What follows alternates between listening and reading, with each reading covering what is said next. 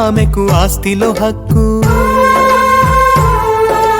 అంబేద్కర్ పంతం పట్టాడు, రాజ్యాంగం కావాలి ఆమెకు దిక్కు. హిందూ కోడ్ బిల్లు పెట్టాడు, మగాడి సాటిగా స్త్రీ ఉండాలని. మాతృదేవతని పలుకులే గాని ఇవ్వరు ఆమెకు ఆస్తిలో హక్కు.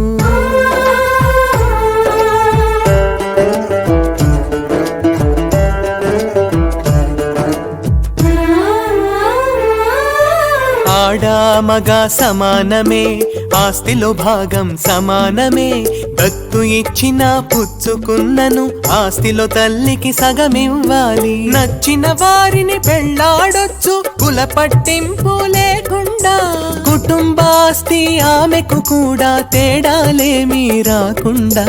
మాతృదేవతని పలుకులే గాని ఎవ్వరు ఆమెకు ఆస్తిలో హక్కు.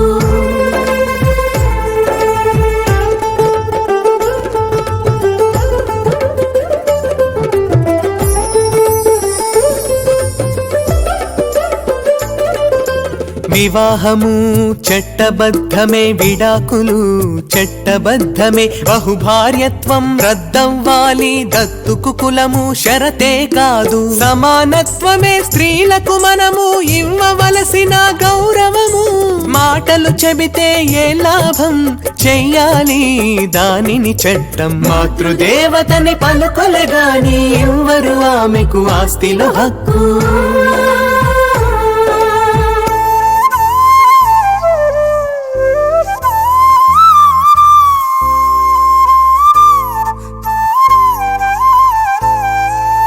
ఎంతో హేళన చేశారు, ఎంతగానో బెదిరించారు.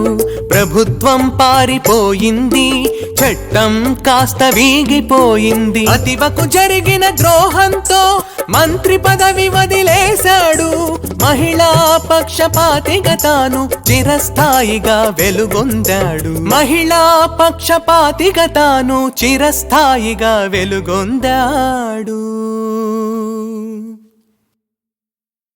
ఆమెకు ఆస్తిలో హక్కు. అంబేద్కర్ పంతం పట్టాడు, రాజ్యాంగం కావాలి ఆమెకు దిక్కు. హిందూ కోడ్ బిల్లు పెట్టాడు, మగాడి సాటిగా స్త్రీ ఉండాలని. మాతృదేవతని పలుకులే గాని ఇవ్వరు ఆమెకు ఆస్తిలో హక్కు.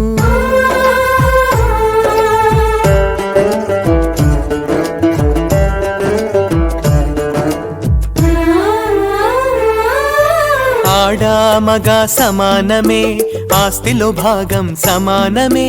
దత్తు ఇచ్చిన పుచ్చుకున్నను ఆస్తిలో తల్లికి సగమివ్వాలి. నచ్చిన వారిని పెళ్ళాడొచ్చు కుల పట్టింపు లేకుండా. కుటుంబాస్తి ఆమెకు కూడా తేడాలేమీ రాకుండా.